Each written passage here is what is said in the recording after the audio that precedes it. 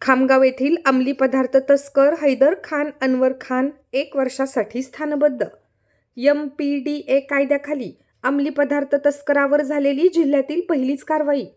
जिल्ह्यामध्ये सध्या सुरू असलेल्या गणेशोत्सव आणि आगामी काळातील सण उत्सव शांततेत पार पडून जिल्ह्यात कायदा व सुव्यवस्था अबाधित राहावा यासाठी पोलीस स्टेशनच्या अभिलेखांची माहिती एकत्रित करून समाजासाठी अत्यंत हानिकारक व घातक असलेल्या अंमली पदार्थांची तस्करी करणाऱ्या धोकादायक इस्मांचे MPDA अंतर्गत प्रस्ताव तयार करून जिल्हाधिकाऱ्यांकडे पाठविण्यात आले होते, ज्यामध्ये खामगाव शहरातील अंमली पदार्थ तस्कर हैदर खान अनवर खान याला 1 वर्षासाठी स्थानबद्ध करण्याचे आदेश पारित करण्यात आले आहेत.